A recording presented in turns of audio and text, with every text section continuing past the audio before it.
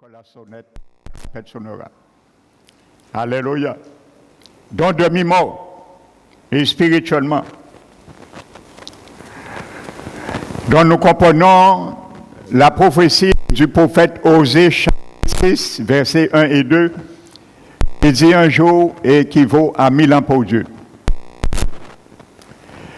Dans l'histoire nous apprend que 4000 ans écoulèrent, je le disais dimanche, depuis Adam jusqu'à Christ. Et il y a eu 4000 ans, historiquement, depuis Adam jusqu'à Christ. Donc Christ vient au 4e jour de la création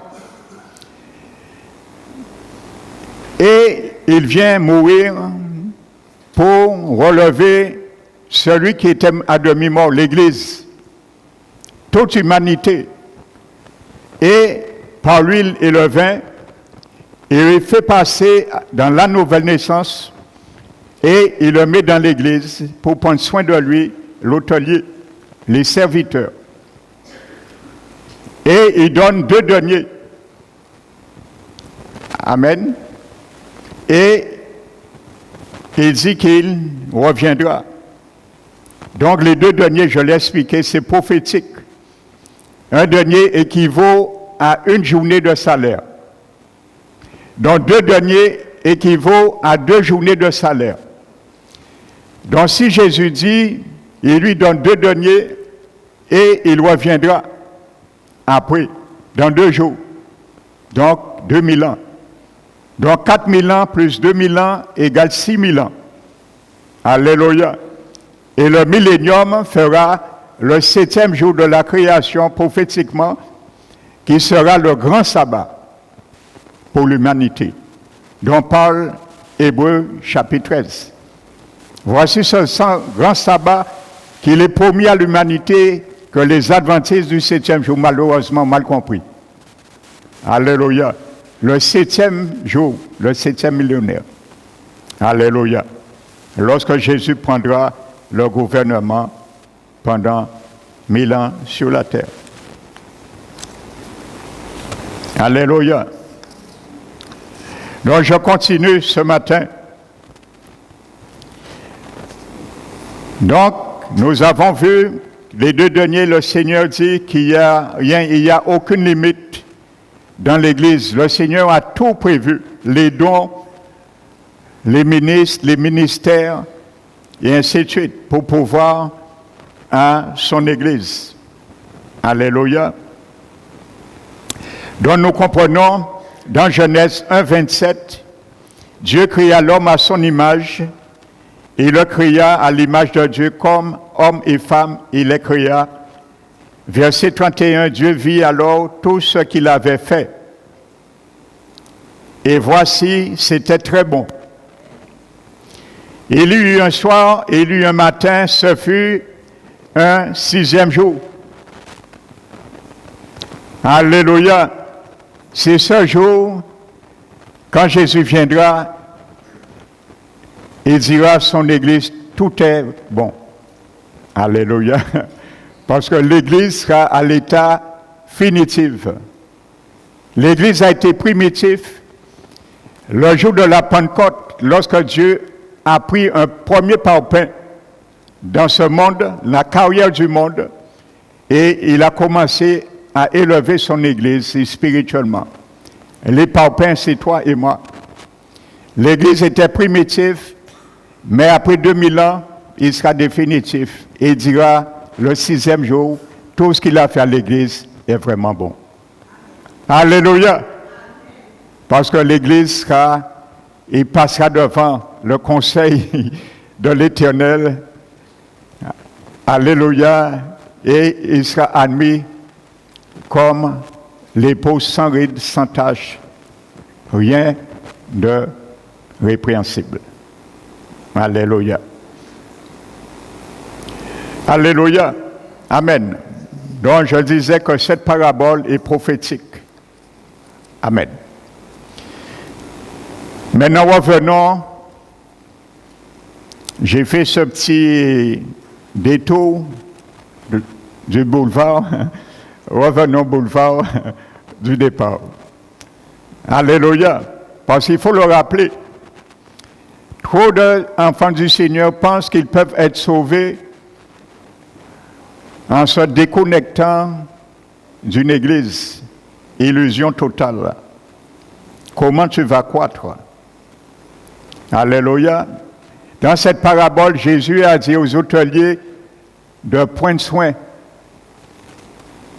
de tous ceux et celles qui sont morts spirituellement, qui sont à demi-morts, de prendre soin d'eux dans l'hôtellerie. Donc pour que tu puisses, on prend soin de toi, il faut que tu viennes à l'hôtellerie. C'est là Jésus a dit qu'il prend soin. Alléluia. Pas en restant chez toi, dire, ah, pas ni pour l'église qui est bon, tout le pasteur c'est même bitin, il y a des décevoir mon allons cariter à casa moi. Non, tu mens sur la parole de Dieu. Parce que Jésus a dit, il mettra des vrais pasteurs. Alors si tu dis tout pasteur qui a menti, c'est toi qui mens. Sur la parole de Dieu. Parce qu'il y a des vrais et il y a des faux. Et ça, Satan, c'est un singe. Il fait des photocopies. Vous avez déjà vu un singe? Mettez-vous devant un singe. Faites-lui ça. Il va vous faire. Faites-lui. Il va vous faire. Faites. Il va vous faire. C'est ça que Satan fait, un singe. Il prend les photos, il prend l'original de Dieu et il fait des photocopies mensongères. Alléluia. Amen. Donc, je continue, frères et sœurs, pour bien comprendre cela. Donc, nous avons vu que, selon Somme 69, verset 28-29, il est dit, parlant des impies, des méchants, il dit que tu vas les effacer de ton livre. Donc, ils étaient écrits. Amen. Et qu'ils ne seront pas mis parmi les justes. Alléluia. Donc, on prend tous ceux et celles, leur nom demeurera écrit dans le livre de vie. Ce sont ceux et celles, après avoir été sauvés, ont marché par et selon la justice de Dieu. Amen. Gloire au Seigneur. Nous avions vu Philippiens, chapitre 4, verset 3. Amen. Apocalypse 3, verset 5. Ainsi de suite. Donc je continue. Donc si Dieu peut effacer le nom du livre de vie, c'est qu'il figurait avant. Nous sommes d'accord. Alléluia. Donc c'est l'homme de vaincre. La victoire est ouverte à tous. C'est à moi de vaincre. C'est à toi de vaincre. La victoire est ouverte à tous. Jésus l'a dit. Celui qui vaincra. Alléluia. Pas celui qui avait accepté Jésus un jour dans sa vie. Parce que Jésus a déjà vaincu pour toi. Pour que tu ne sois pas jugé. Mais ta part, c'est de vaincre ta mauvaise nature, tes mauvaises penchants, désirs, affections. Ça, c'est ma part, ta part.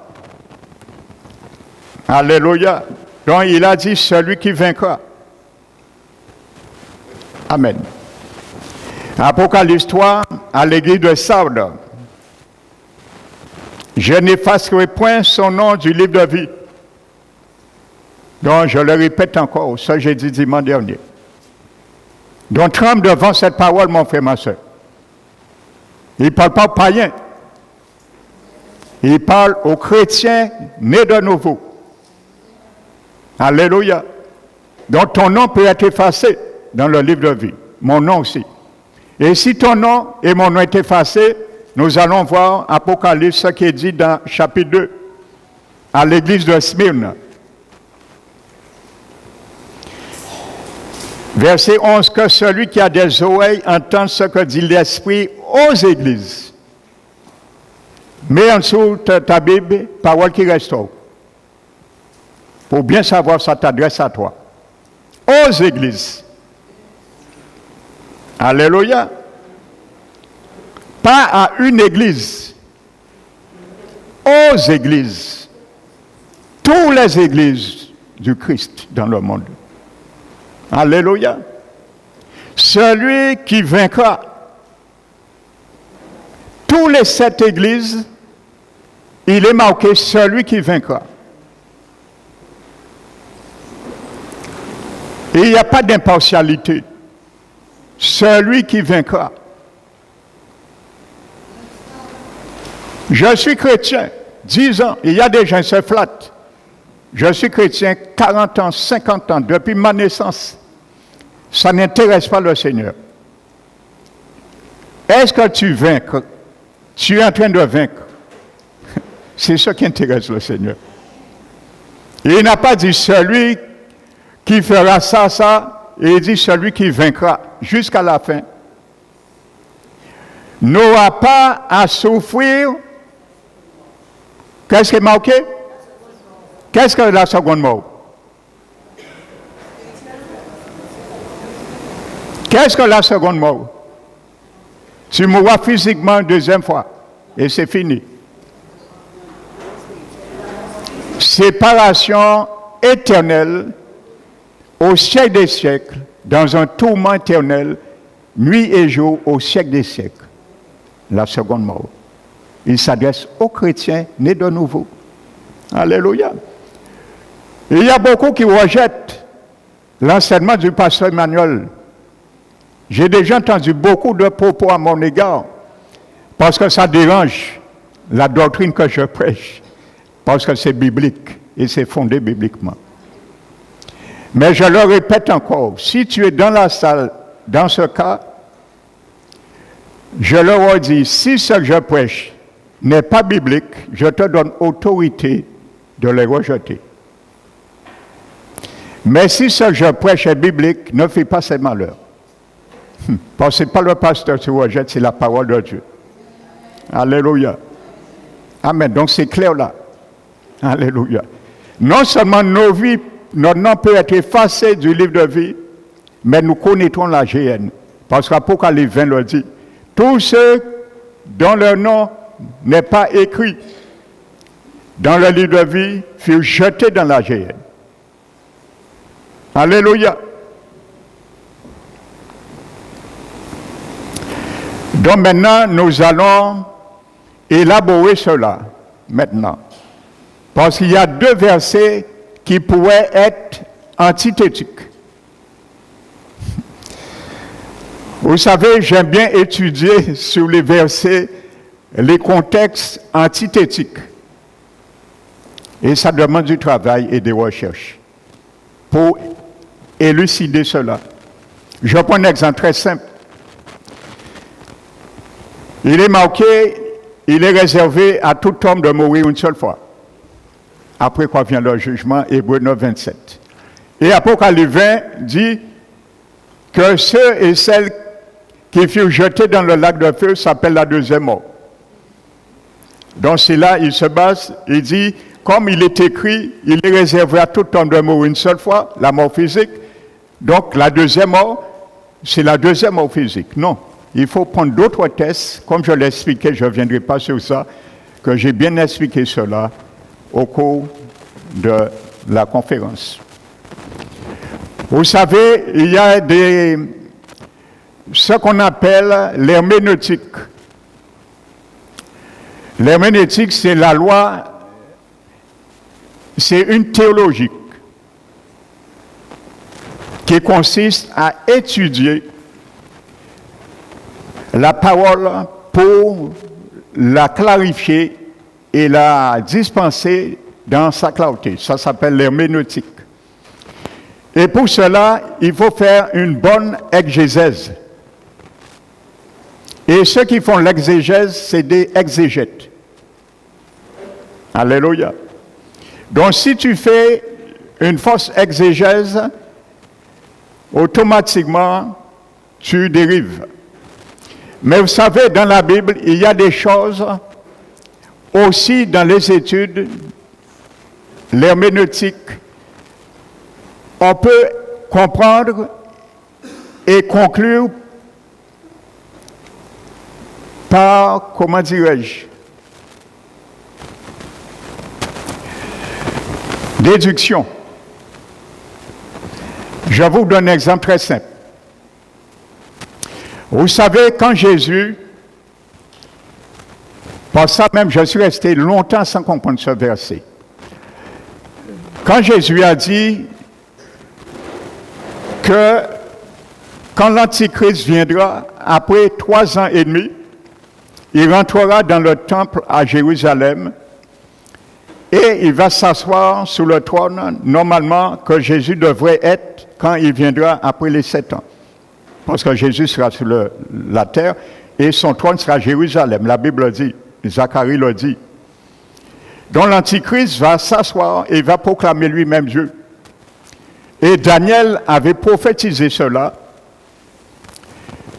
Paul, dans Thessaloniciens et Apocalypse le dit, il dit, Jésus aussi, dans Matthieu 25, 24, avait dit, quand vous verrez la désolation de l'abomination que le prophète Daniel a parlé, il parlait quand l'Antichrist viendra après les 3 ans et demi, il rentrera dans le trône, dans le temple et s'assiera. Il a dit aux Juifs, ceux qui ont intelligence, il a dit de fuir tout de suite, pas chercher. Il a dit, pas perdre de temps. La manière que vous vous trouvez, n'essayez pas de perdre du temps. Avant l'Antichrist vous attrape, vous cercle. Amen. Il a dit, celui qui sera dans son champ, ne cherche pas à retourner prendre son outil, il fuit.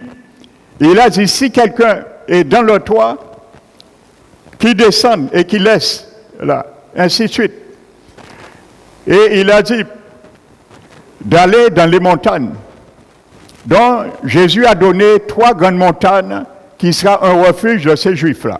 Pendant 3 ans et demi, la Bible dit, ils seront nourris surnaturellement pendant 3 ans et demi par Dieu lui-même. Alléluia. C'est la montagne de Moab, d'Édom et de Amnon. Et si vous avez lu l'histoire dans le récit de la Bible, à un moment donné, ces 3 nations avaient fait une coalition ennemie d'Israël, de Juda, pour venir attaquer Juda. Et Dieu avait envoyé comment dirais-je,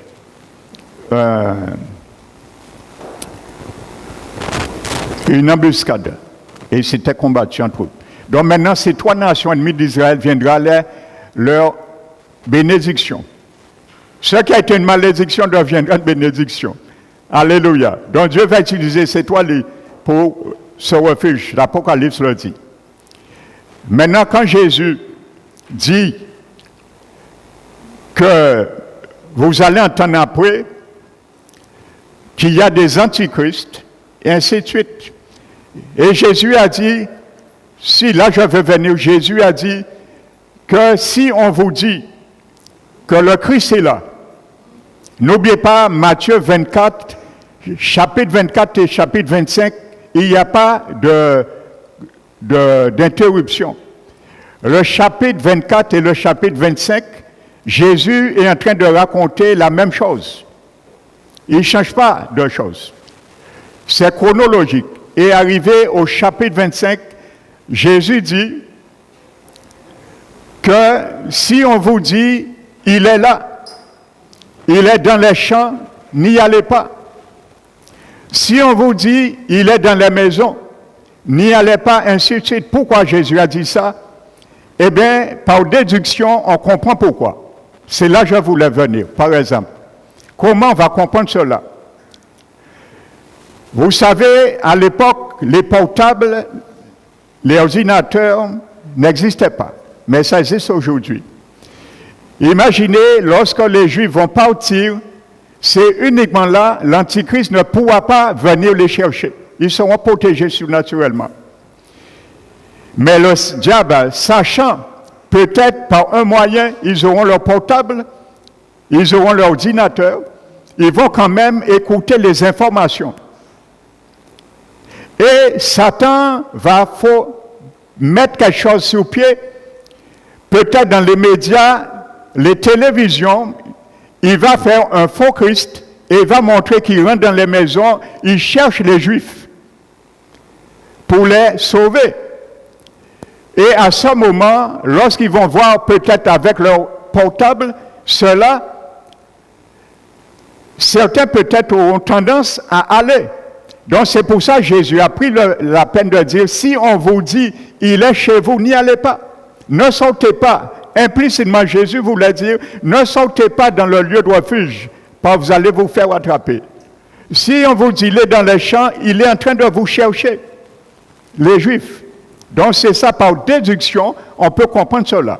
Donc c'est pour venir voir un cas, des choses qu'on peut expliquer par déduction.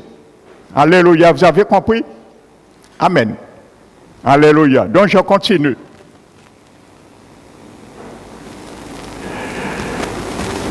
Donc Jésus parlait pendant les 7 ans, ça n'a rien à voir avec l'Église, comme on l'a compris. L'Église ne sera pas là. Amen.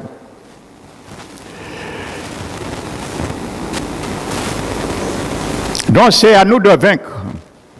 Donc cela signifie que ce n'est pas sur un principe, comme je l'expliquais dimanche dernier, de destinée que l'on reste où on est effacé du livre.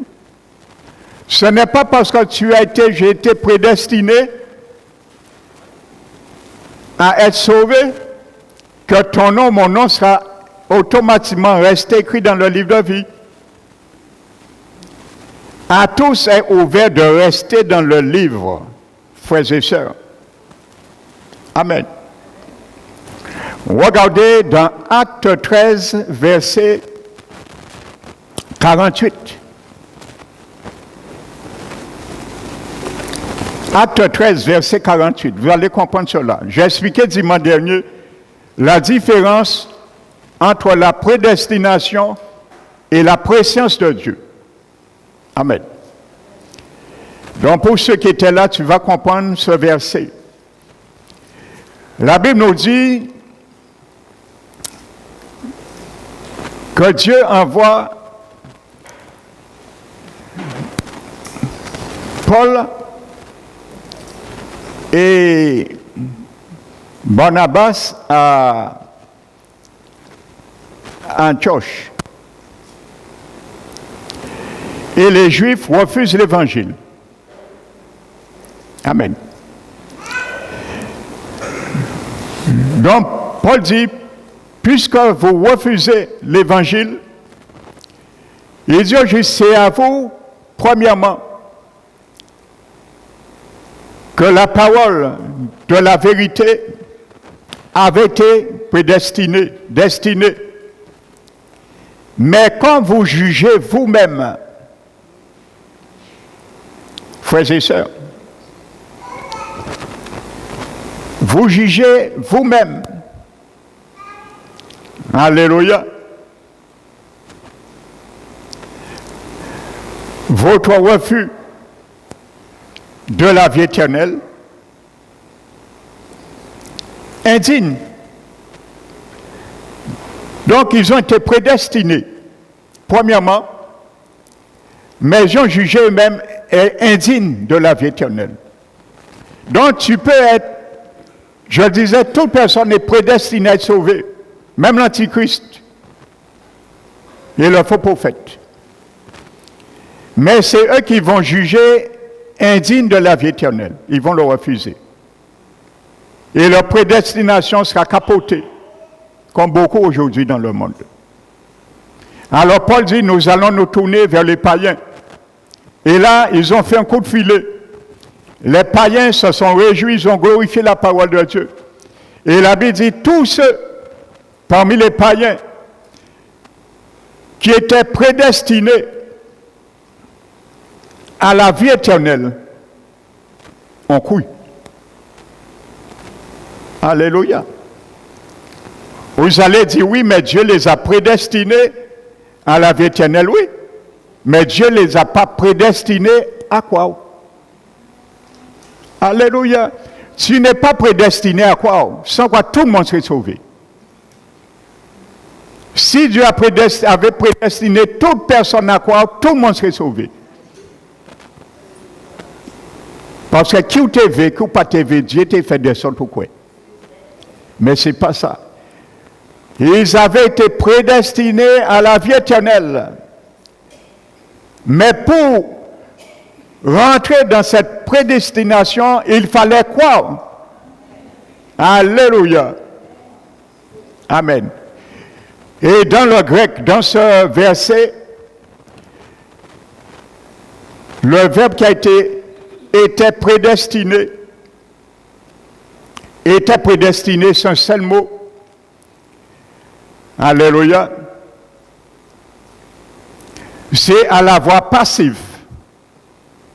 C'est un participe passif au temps parfait. Alléluia.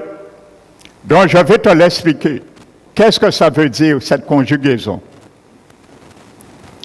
Amen. Donc je le répète, était destiné et à la voix passive, c'est un participe passif au temps parfait. Ça dénote une action qui a eu lieu dans le passé, mais qui prend son effet dans le présent. Alléluia. C'est la même chose, vous savez, quand Jésus avait soufflé, dans Jean 19, je crois, il avait soufflé sur les disciples. Et il les a dit, recevez l'Esprit Saint. Amen. Dans ce passage, le verbe recevez, c'est la bête en grec, c'est un aoriste impératif. Ça décrit une action qui peut se produire dans le présent, aussi bien dans le futur. Et si nous lisons, nous analysons, il y a beaucoup de textes dans les actes, ainsi de suite, les évangiles qui militent que l'Esprit Saint a été reçu dans le futur et pas présentement. Même si la Bible dit, il souffla sur eux. Alléluia. Ça veut dire qu'ils peuvent le recevoir présentement, mais même s'il a dit, il souffla sur eux. Et c'est à la Pentecôte qu'ils ont reçu le Saint-Esprit, pas avant. Parce que c'était conditionnel que Jésus quitte la terre pour que l'Esprit Saint vienne. Alléluia. Donc c'est la même réalité. Jésus a fait un geste prophétique parce qu'il était prophète. Ils annonçaient des choses, mais ils manifestaient la réalité présente à travers des gestes. On appelle ça des gestes prophétiques. C'était la manière d'exercer aussi leur ministère prophétique des prophètes de l'Ancien Testament. Et Jésus était prophète. Alléluia. Donc je continue. Ça dénote une action qui a eu lieu dans le passé, mais qui a son effet dans le présent. Donc ça veut dire que c'est Dieu qui est l'agent actif. Le seul peut donner la vie éternelle. Amen. Dans le passé, Dieu a prédestiné les non-juifs, toute l'humanité, au salut, lorsqu'ils acceptent le Christ par la foi. Alléluia. Il leur accorde la vie éternelle. C'est simple. Alléluia.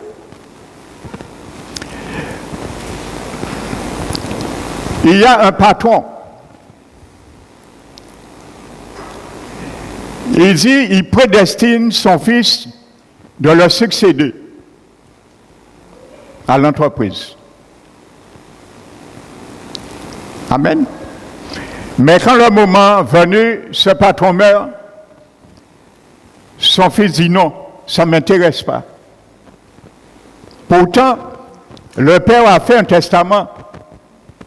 le prédestinant à être son remplaçant à l'entreprise. Amen. Alléluia. Donc c'est la même réalité.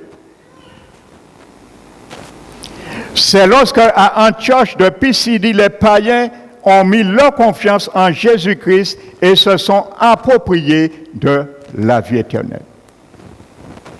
Amen. Acte 26 le dit différemment. Paul expliquait en défendant son apostolat, il disait que le Seigneur lui a paru.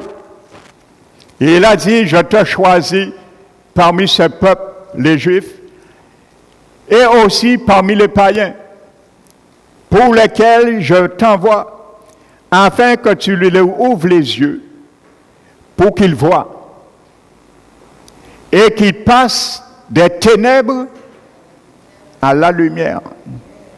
Il fallait ouvrir leurs yeux pour voir qu'ils sont dans les ténèbres et qu'ils passent des ténèbres à la lumière. Il y a beaucoup, l'évangile ouvre leurs yeux. Les serviteurs, ce sont des ophtalmos de la part du Seigneur. Les pasteurs, ce sont des ophtalmos. Les évangélistes, ce sont des ophtalmos de la part du Seigneur pour ouvrir les yeux des aveugles spirituels. Mais bien souvent, leurs yeux sont ouverts, ils voient, mais ils veulent rester quand même dans les ténèbres. Afin, tu lui ouvres les yeux qu'ils voient et qu'ils passent des ténèbres à la lumière, de la puissance de Satan à Dieu. Et qu'ils reçoivent en mon nom, par la foi. Il y a le mot foi. Il faut croire. Même tes yeux sont ouverts. Il faut l'accepter. Que tu as un choix à faire parce que tes yeux sont ouverts. Il y a beaucoup, leurs yeux ont été ouverts dans la conférence. Ils se sont restés bloqués sur leur chaise. Ils ne voulaient pas avoir de mépris à travers leur poche. Dis, qu'est-ce fait là? Ou est toi jouer dans la conférence, et vers ouanier catholique en nous, ouanier religion en nous, ouanier baptême en nous. Ils sont restés cloués aux chaises. Mais leurs yeux ont été ouverts. Mais ils ont préféré rester dans les ténèbres et ne pas passer à la lumière. Mais ils ont eu un témoignage. Parce que Jésus a dit de prêcher l'évangile à toutes les nations, pas pour sauver quiconque, pour leur servir de témoignage. Que tu sois sauvé ou pas, tu as reçu ton témoignage. Maintenant, celui qui croira, après avoir reçu son témoignage, il ne pourra pas dire « je ne savais pas ». Celui qui croira et qui sera baptisé sera sauvé. Mais celui qui ne croira pas, tu peux même te baptiser, tu seras condamné. Alors le baptême ne sauve pas. Alors si tu avais reçu le baptême bébé, full cette doctrine, tu n'es pas sauvé. Celui qui ne croira pas, il n'y ajoute pas et qui ne sera pas baptisé. Celui qui croira et sera baptisé sera sauvé. Mais celui qui ne croira pas, il ne même pas sera baptisé. Alléluia. Parce que le baptême confirme que tu as cru. Alors si tu ne crois pas, pourquoi tu vas te faire baptiser? C'est un bain que tu vas prendre. Alléluia. Le baptême confirme que tu es sauvé. C'est pour ça qu'il dit celui qui croira et sera baptisé. Mais si tu ne crois pas, le baptême ne sert à rien. Parce que le baptême, c'est parce que tu as cru. Alléluia. Amen. Il faut dire aux gens la vérité aujourd'hui. Que ça les plaise ou pas. Alléluia. Parce que nous sommes dans un temps pervers et corrompu. Et les gens savent très bien comment accepter les bonnes mœurs ou les rejeter. Parce que l'œuvre c'est l'accident, le frère a dit, notre frère Chambert. Semblerait-il, c'était pendant qu'on chantait Noël. Et voilà. Donc voici, frères et sœurs. Donc ils n'étaient pas destinés à croire. Paul a dit qu'ils reçoivent, je continue, par la foi en mon nom, Jésus, le pardon des péchés. Amen. Le pardon des péchés et l'héritage avec tous les sanctifiés, la vie éternelle. Il faut croire par la foi pour recevoir le pardon des péchés. Amen. Si tu ne crois pas, tu ne pourras jamais recevoir le pardon des péchés. Même si tu crois en purgatoire, même si tu fais des bonnes œuvres, ça ne te sort pas. Tu peux te laver avec du nitre. Jésus a dit par son prophète, « Sache tes iniquités demeurera devant moi. » Amen. Donc ils n'étaient pas destinés à croire, ils étaient destinés à la vie éternelle. Mais pour entrer dans la destinée, il faut croire. La foi était le véhicule qui les permettait aux païens de rentrer, d'accéder à la vie éternelle. Et les Juifs ont refusé cela. Ils ont refusé cela. Alléluia. Donc, être effacé du livre de vie, c'est perdre la faveur divine.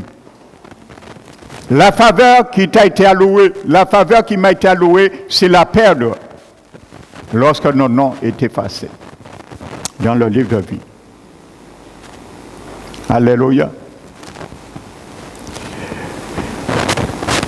Maintenant, je disais, il y a deux textes qui paraissent antithétiques.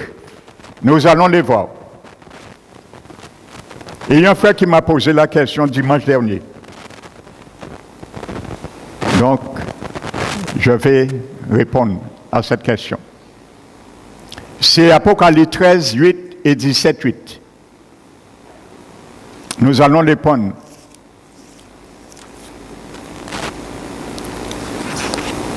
Il y a des choses,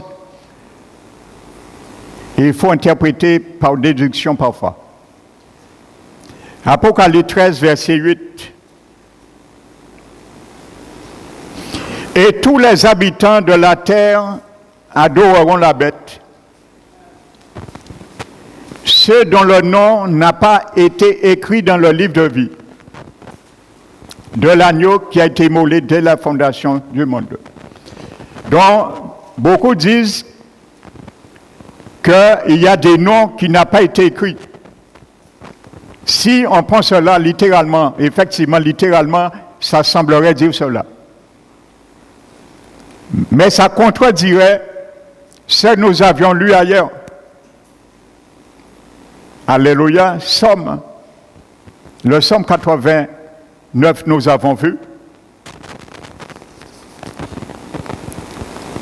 Amen. Pardon, le Somme 69.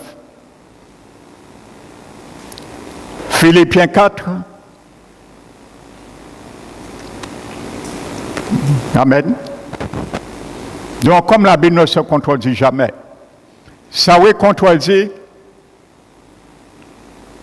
cela.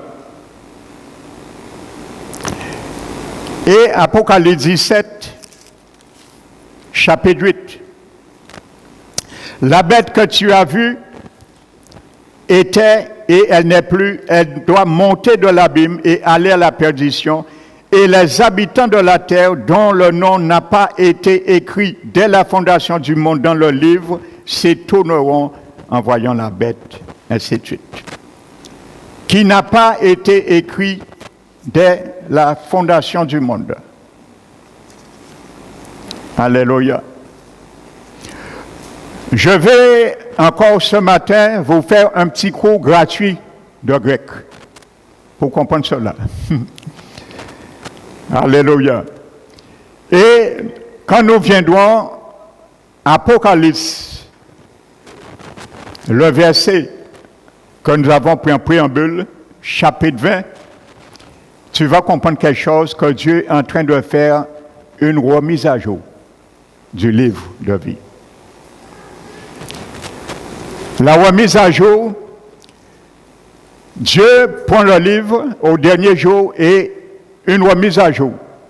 Ça veut dire des choses qui avaient été notées, maintenant n'a aucune utilité de rester. Donc on va les supprimer. On appelle ça une remise à jour. Et c'est là, il dit, tous ceux dont le nom ne fut pas trouvé, vous allez voir, littéralement, ne fut plus trouvé écrit. Parce qu'il y a une remise à jour qui a été faite. Le nom était là, enregistré, mais a été effacé. Donc, au moment que Jean voit ce livre dans Apocalypse 20, c'est une remise à jour. Ces noms qui étaient écrits ne figurent plus. Une remise à jour. Amen.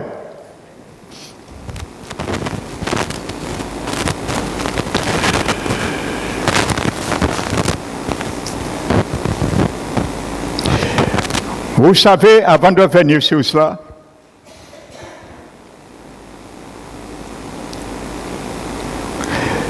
il y a un texte important. Je vous disais, le livre de Daniel.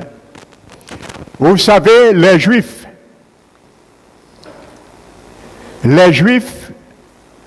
appellent dans la Bible les prophéties du prophète Daniel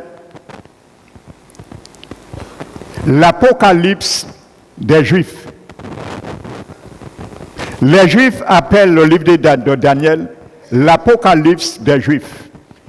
Parce que Daniel a décrit beaucoup de choses que Apocalypse nous décrit durant les 7 années de tribulation.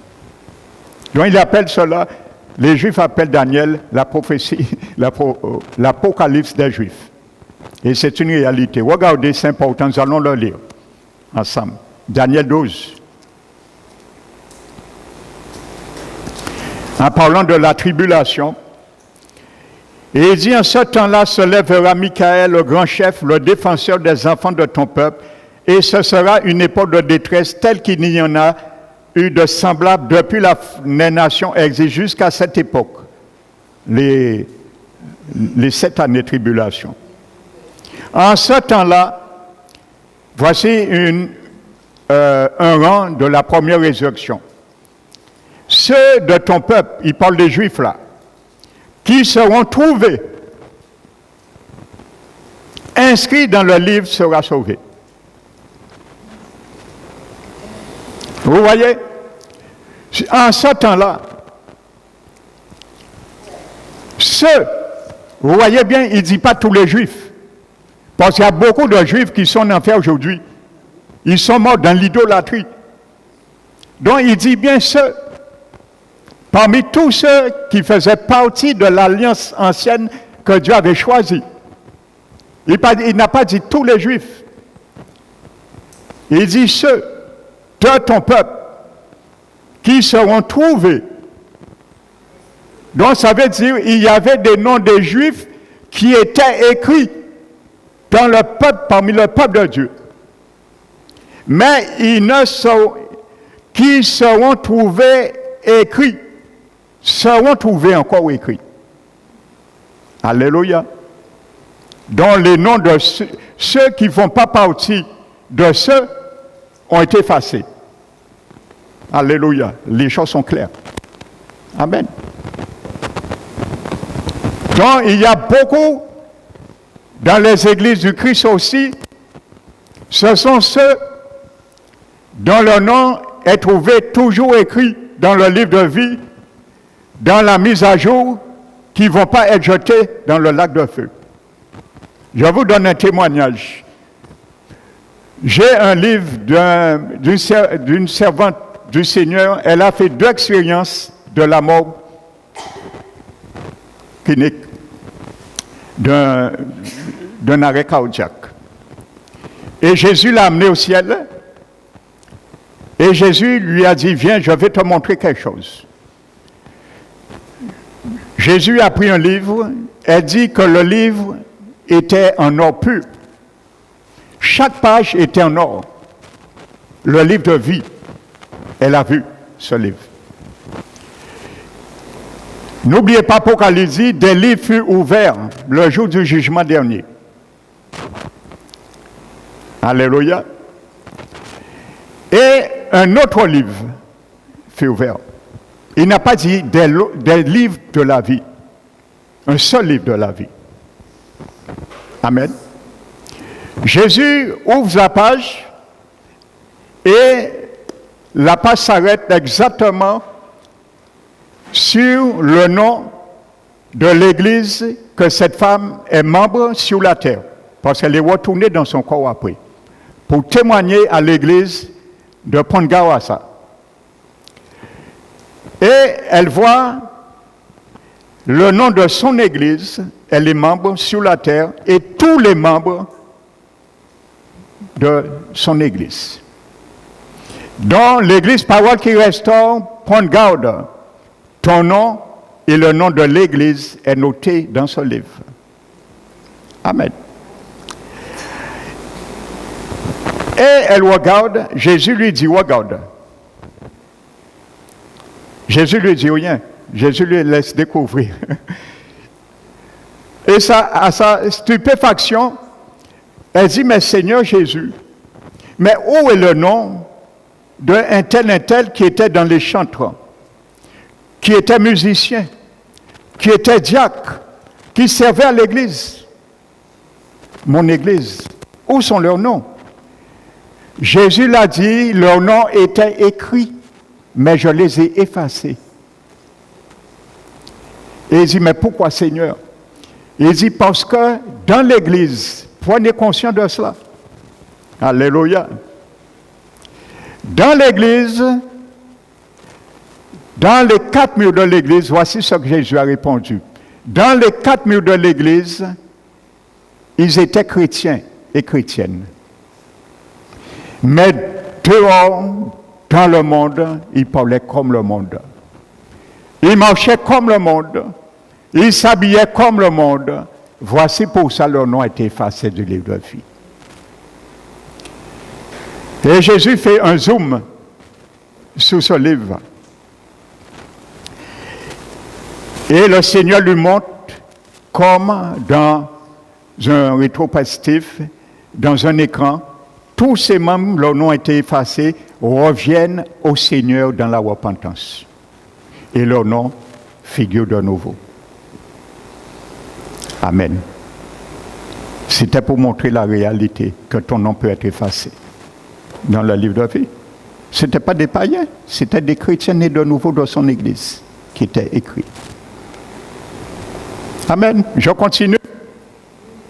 Il n'y a pas de tomates? D'accord. De toute façon, je l'ai déjà dit, même si vous voulez tomates, et là qui est sorti, qui font salade et puis. Alors tu as tout intérêt de m'envoyer des tomates. Je les prendrai, je ferai une bonne salade à la maison de tomates et je vais me souvenir toute ma vie de toi quand je vais manger une tomate. Je vais dire, cette soeur-là m'avait envoyé une tomate, je l'aime. Et chaque fois qu'il mangeait salade tomate, il a changé. Alléluia. Amen. Amen. Bon, passons sur le sérieux.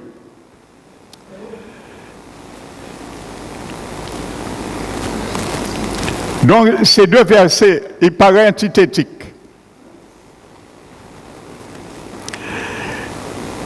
Ils ont été effacés à cause de l'adoration de la bête. C'est ça qu'il faut comprendre. Ils ont été effacés à cause de l'adoration de la bête. Je vais t'expliquer quelque chose.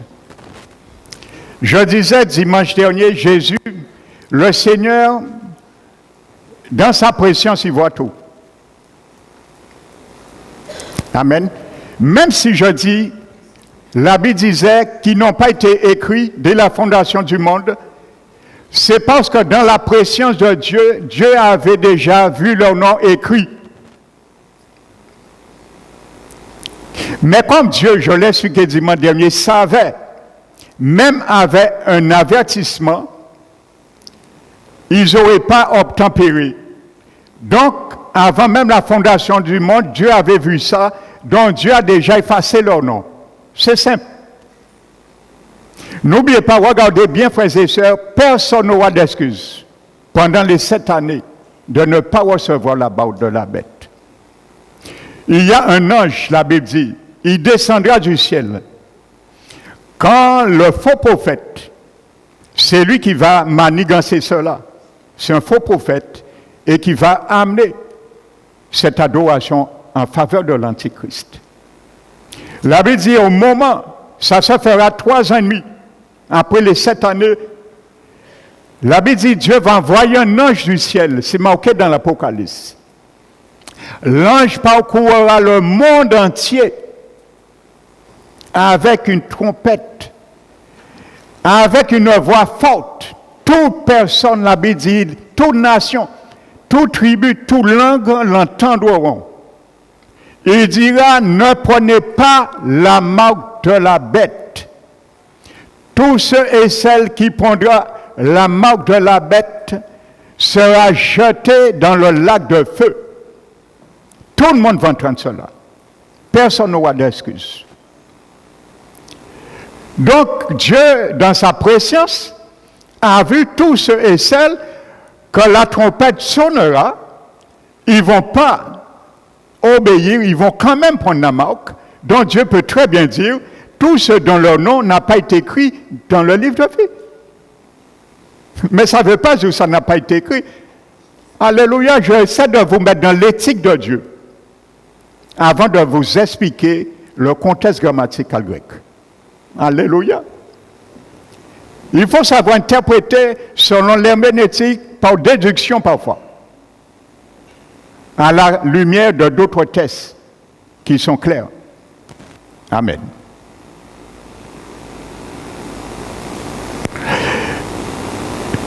Donc, pour la traduction,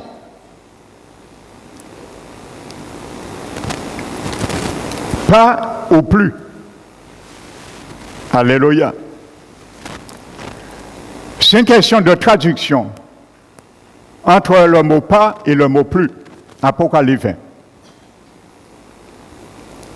Donc pour la traduction pas, on peut dire qu'ils ne sont pas écrits dans le livre au moment où on le lit. Ils sont mis à jour, comme je vous dis, vous allez le comprendre, car ils ont été effacés. Dans Apocalypse, frères et sœurs, chapitre 20, verset 15, chapitre 21, verset 27, ces deux versets font état du livre après sa mise à jour, après que les noms soient effacés. Et tu vas le comprendre. Amen. Ce qui compte, ce n'est pas que nos noms soient été inscrits dans le livre, mais qu'ils soient restés écrits dans le livre. Prenez Luc chapitre 10, verset 20. Luc 10, 20. Vous vous rappelez, Jésus avait envoyé 12 apôtres pour guérir les malades, chasser les démons, ainsi de suite. Il choisit après 70 autres. Amen. Et il les envoie de même. Et ces apôtres étaient tellement dépassés, selon eux. Alléluia, ça me fait penser, j'écoutais un pasteur l'autre jour. Il expliquait avec joie, le premier jour, il a chassé un démon dans la vie d'un chrétien. Il se réjouissait, c'était pour lui quelque chose d'extraordinaire. J'écoutais un pasteur l'autre jour, il se réjouissait. Frères et sœurs, mais c'est un lot qui est donné à tout le monde. Amen. Donc, ils sont venus avec joie près de Jésus. Et ils disent, Seigneur Jésus, les démons, tu sais Jésus, ça marche, hein? Ton nom. Un détail, vous savez, quand la Bible dit de guérir ou de chasser des démons au nom de Jésus, le mot au nom veut dire en association avec Jésus. Alléluia. Ça veut dire, si tu fais n'importe quoi dans ta vie, ne prends pas le nom de Jésus. En association du nom de Jésus. C'est deux choses différentes.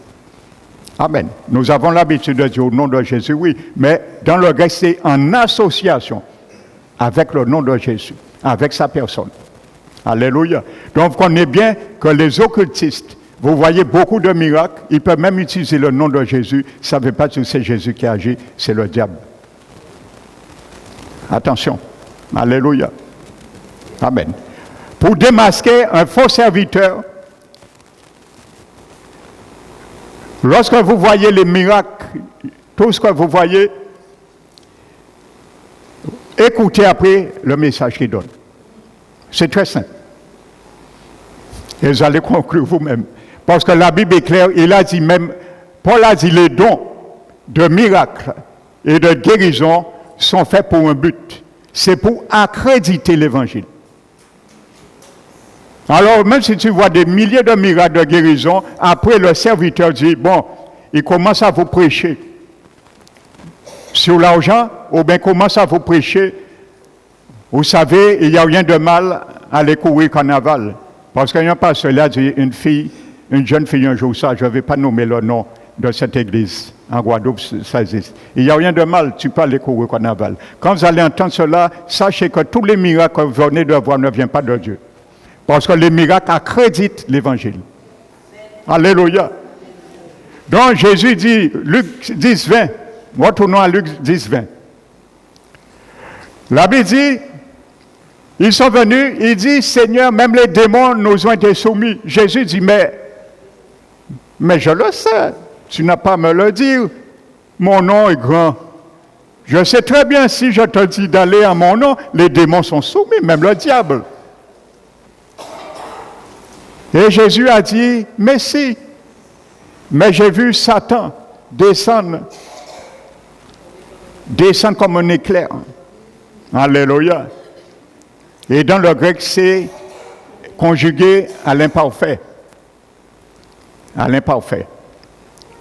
Donc ça veut dire que ce n'était pas la première fois que Jésus voyait ça. C'était quelque chose qui perdurait. Ça veut dire que chaque fois que tu chasses un démon, Jésus voit Satan détrôné. Chaque fois que tu guéris un malade, Jésus voit Satan détrôné. C'était à l'imparfait. C'était quelque chose qui se faisait. Ce n'est pas une fois qu'il l'a fait, mais à chaque fois, Jésus le voyait. C'est ça que ça veut dire. Mais Jésus dit, ne vous réjouissez pas. Frères et sœurs, trempe sur cette parole. Jésus qui l'a dit, hein, ce n'est pas le pasteur Emmanuel. Amen.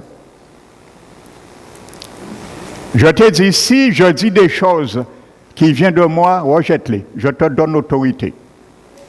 Mais si ça vient de Dieu, ne prends pas ce risque. Surtout. Jésus dit, réjouissez-vous. Ne vous réjouissez pas parce que les démons vous sont soumis, mais plutôt que votre nom soit inscrit dans le livre de vie. Alléluia. Reste inscrit dans le livre de vie. Surtout. Alléluia. Rassure-toi, Jésus a dit que ton nom demeure écrit dans le livre de vie. Ça veut dire qu'il peut être effacé. Amen. Ce n'est pas Apocalypse 2 que Jésus a dit que je n'effacerai pas ton nom dans l'Église. Il l'a dit déjà dans Luc. Dans Luc, chapitre 10. Et ce verbe inscrit dans ce verset 20, est conjugué à l'indicatif. Amen. L'indicatif, ça veut dire quelque chose en finalité qui demeurera finalement, frères et sœurs. Ça veut dire, l'indicatif repose que ce n'est pas tout à fait resté définitivement écrit. Alléluia. Amen. Alléluia.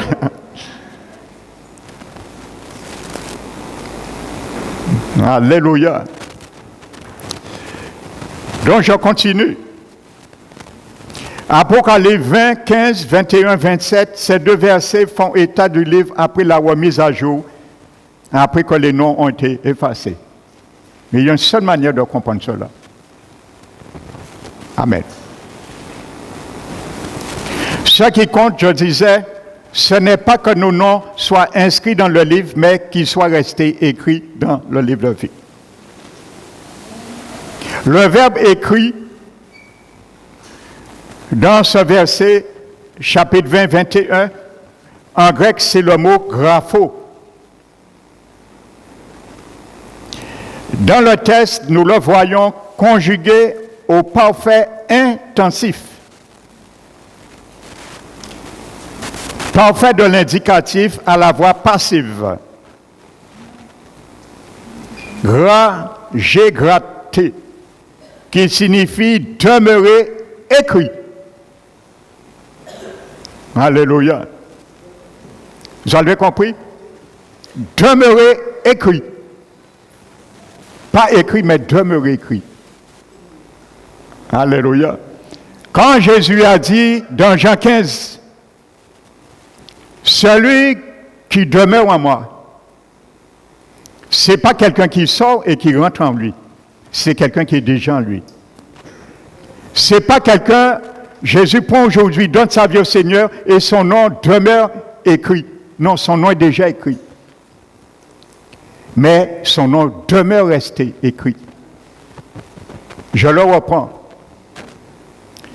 Dans le chapitre 20, verset 15, chapitre 21, verset 27, où il est dit que le nom de ceux qui ne furent pas trouvés écrit. Le mot écrit là, c'est le mot grapho. Il est conjugué au parfait intensif, parfait de l'indicatif et à la voix passive. J'ai gratté. Ça signifie demeurer écrit. Alléluia. Demeurer écrit. Lorsqu'on fait une mise à jour, il y a des choses qui demeurent écrites. Et il y a des choses qui sont effacées. Les mathématiciens, les informaticiens, vous êtes d'accord avec moi? Quand ton ordinateur fait une remise à jour, c'est bien ça. Ah mais je ne m'y connais pas trop, moi, ordinateur. Moi, c'est mon iPad et mon téléphone. Alléluia. Le frère Fabrice connaît ça bien. Amen. Donc c'est ça. Alléluia. Donc n'oublie pas, mon frère, ma soeur, il n'y a pas que le livre de vie qui sera fait une mise à jour un jour, en finalité. Mais il y a des mises à jour de ta vie et ma vie aussi, de la part du Saint-Esprit. Il fait des mises à jour. Je n'avais pas aucune prédication sur ça. Ce n'était pas le titre, bien sûr, mais j'avais élaboré cela. Et le Seigneur, l'Esprit Saint, fait des remises à jour avec nous. Et il nous dit, mon fils, ma fille, trop longtemps tu portes cela dans ton cœur. Je fais un mise à jour aujourd'hui pour que ça ne se retrouve plus. Alors débrouille-toi maintenant. Trop longtemps tu as porté cela. C'est quoi ça? Alors, tu ne pardonnes pas alors. 30 ans tu traînes ça. C'est quoi ça? Tu es mon fils ou tu es ma fille? Alors, je vais maintenant prendre les choses maintenant en main. Et je vais t'amener maintenant à gérer cette situation. Parce que je vais effacer cela en toi. Trop longtemps tu portes cela. Alléluia. Quand est-ce, mon fils, ma fille, tu vas clocher des deux côtés? Aujourd'hui tu es là, tu es avec moi, demain tu es avec le monde. Alors je fais une mise à jour aussi à ton âme, pour que je puisse plus voir cette tendance en toi. Alléluia. Et le Seigneur fait. Amen. La suite est trop importante. Je vais prendre du temps avec. Je vais te donner du suspense à venir entendre là ce dimanche prochain. Alléluia. Pour te démontrer qu'en réalité, c'est tout ce leur nom ne fut plus trouvé écrit. Alléluia, littéralement. Mais là, il faut que je fasse un petit cours de grec et je vais prendre mon temps. Nous allons le faire dimanche prochain. Donc, viens, c'est gratuit. Ce cours, tu n'auras rien à payer. Alléluia. Donc, frères et sœurs, prenons conscience de cela. Nous sommes sauvés. Le Seigneur nous a tout donné. mais restons vrais avec le Seigneur. Amen. Ne prenons pas la grâce de Dieu de vivre une dissolution, de vivre dans le péché. Et Dieu va toujours comprendre. Arrêtons avec cela. Il y a beaucoup qui l'ont fait, qui sont déjà partis, ils sont en train de regretter où ils se trouvent aujourd'hui, en pensant que ça ne les arrivera jamais. Les deux yeux peuvent s'éteindre ce soir. Tu ne sais pas. Donc laisse le Saint-Esprit, ma prière pour toi ce matin, moi, laissons l'Esprit Saint faire la mise à jour quand il le veut et le souhaite dans nos vies. Comme ça, il nous met devant nous ce qui ne va pas pour que nous puissions aller de l'avant. Que ce soit ma prière pour toi et pour moi, au nom de Jésus-Christ. Amen.